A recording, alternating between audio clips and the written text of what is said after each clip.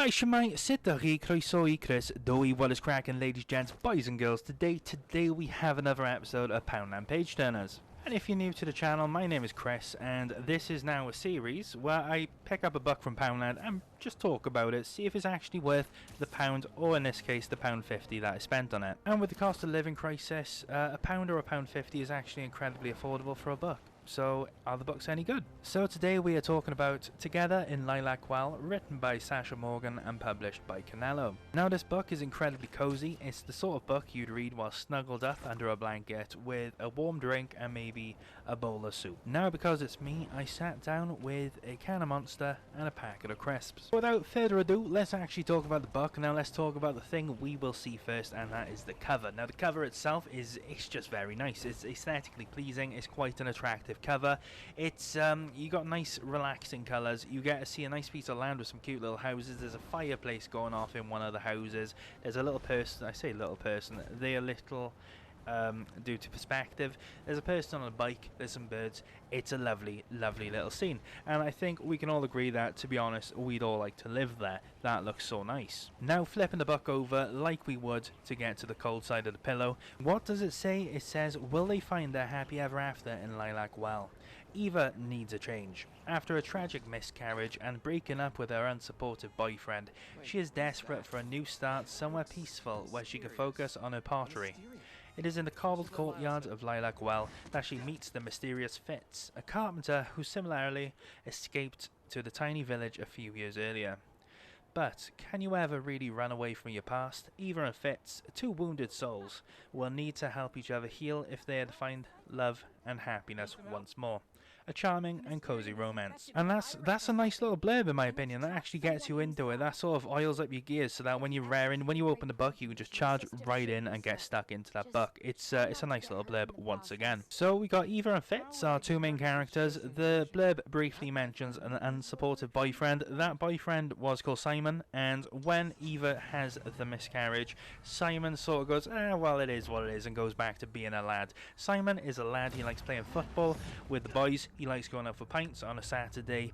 It's safe to assume, well, you know he's a dick from what he does, but he gives off them vibes anyway. So when Eva gets to Lilacwell to do her pottery, she bumps into Fitz, who's a carpenter, quite rugged, quite good with his hands, presumably good looking, and that's where they sort of kick off. They're both very practical workers, you know, they do artsy stuff with their hands, and they're both wounded souls looking for a quick hooker. Now I might be joking about that last bit, but yeah, these two are the main characters, and as with any sort of romance book, I'm guessing, you sort of know where it's going to go, and yeah, it's just quite a nice read sort of thing. It's like kicking back and just going on the rails. If you sort of know what's going to happen, there's no anxieties, nobody's going to meet an unfortunate end. It's just quite relaxing. It's a relaxing read. My initial impressions of this book was that it was a cozy slowmance, as in it went quite slowly at the start, but it doesn't go slow for long. So before reading this book, I did check on Twitter to see if there's a fan base for the book, see if I can see about the author, see what the buzz was effectively. And this is the final book in the trilogy. It's not really advertised as such on the cover, but you've also got Return to Lilacwell and Escape to Lilacwell to complete the trilogy. So this book really sort of looks to tie up loose ends with those books kind of thing, if that makes any sense. You have Fitz and Eva, who are the main characters of this book, but then the book jumps from perspective to perspective, namely from the couples of the previous two books and this couple. Now if you've actually read the previous two books, it's probably quite nice seeing familiar faces again. You know, when I've read books in a series, it's really nice seeing returning characters. You know, it's not something to complain about, but when you haven't, it's sort of, you got Eva and Fitz who are the main characters, but they don't really feel like the main characters because they're sharing their book with two other couples. So what initially starts off as this slowmance quickly turns into it all going quite fast. Fitz sees a fair bit of development, but I don't really think Eva does. But I'm not sure if you're meant to sort of look as Eva as maybe an avatar for yourself, where maybe you're experiencing her romance, if that makes any sort of sense. You're meant to put yourself in her shoes, I'm guessing. Then towards the end of the book, without spoiling anything, you're sort of reassured that the characters are going to be okay, that they're going to continue to have these fun adventures, fun experiences, but the world is going to continue outside of the book. So once you close the book, you're saying goodbye to all the characters, you're saying goodbye to Lilacwell. It's like catching that last bus home, that last train home from this beautiful little place, knowing that you're not going to return. I quite liked it. I appreciated it. It's quite nice. Lilacwell itself is very cute. It's very cozy. It's very picturesque, and all the places where the characters find themselves, those places are cute and picturesque and very cozy. Sort of like how I'd imagine Sylvanian family playsets being in real life. I say real life, like they physically exist, but if they're upsized to be human-sized. Lilacwell is absolutely gagging for there to be a Christmas romance book. Because, can you imagine Christmas in Lilacwell? Wow, chef's kiss, that would be so cute, so cozy, so cutchy. Gimme. But yeah, you know, I normally don't read romance books. I tend to read horror. Horror is really where I sort of thrive. As somebody who's written a horror book myself, it's what I like most. Because when it comes down to romance books, I tend to find the first two characters to be named tend to get together. And in this case, it's Eva and Fitz. She has female friends. She obviously has a bum boyfriend who's Simon, her ex-boyfriend. But that's sort of the thing, and then you sort of know what's going to happen. They'll come up again, they'll find something trivial, work through it, and all be happy at the end. And that's very much case of what's happened in this book, and I'm guessing that's what happened in previous books. Maybe, I know, not to spoil anything, one couple have a baby, and I'm guessing maybe there's fertility scares in their own book, but you get what I mean. They come up across a problem, work through it with the power of love, and then it's all happy and all cozy, and I'm guessing that's sort of what people like, so books are written like that. It's a lovely book, I can't really complain about it, and it was nice going into a romance book from a horror, as a horror fan, and enjoying it, you know. It's not a book where I worried about, is this book going to be accessible to me? Because with the last episode of Poundland Page Turners, I read Charlene Harris's Altogether Dead, and my main criticism of the book was, as a male reader, I just felt completely left out. And, you know, that's not a case here, that's not a thing here. Yeah, there's a lot of talking, but there's also a lot of doing.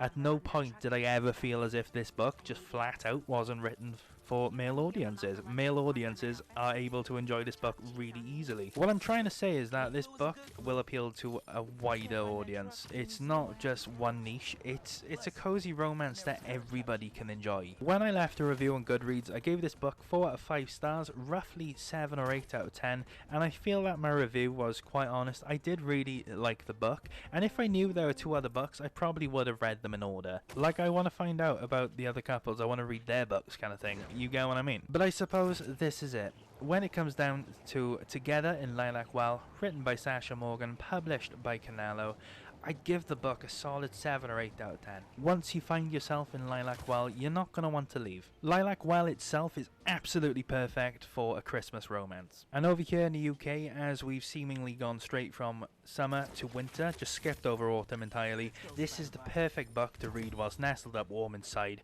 whilst the rain is hitting your window. So yeah, I'd give this book a solid 7.5 out of 10. My review is on Goodreads right now if you want to check it out. But yeah, it's a great little book. If you see it in your local Poundland, I think the copies of this book might pop up in the works. Pick it up. It's such a decent read for the price. You cannot go wrong. So yeah, 7.5 out of 10. 4 out of 5 stars. Now, before I go, I just want to talk about this series in general. I'm hoping to do maybe a video every 2 weeks, mostly to give myself time to read and enjoy the books, but also because I'm currently working on the spiritual successor to The Spoon Drawer, which is a book of poetry that I wrote towards the end of last year, but I didn't make it publicly available. But then this book of poetry is going to be publicly available. Then I'm on the fence about doing something on TikTok as well. And I'm sure I'm going to make a video about the book when I eventually do put it out there. And if I do a TikTok thing, it's going to be, I'm going to mention it in a video, if not make a video about it, or do a YouTube short or something like that, just so you guys know it's there. After writing Brinsgrove, now the town of Brinsgrove is based on my hometown kind of thing. It's sort of quite a heavy book, so it's quite nice to kick back and relax, take some time off, cool down a bit and write some poetry. But yeah, the next book I'm going to be talking about from Poundland Page Turners is going to be called Anthrax Island by D.L. Marshall, another Canalo book. I might make a video on Canalo because the majority of the books in Poundland seem to be Canalo, so it could be an interesting venture to look into. But yeah, so hopefully I'm going to see you in another, well, I'm going to see you next time, So without further ado, take care guys, love you all, live, laugh, love, you just lost the game, ta-ra.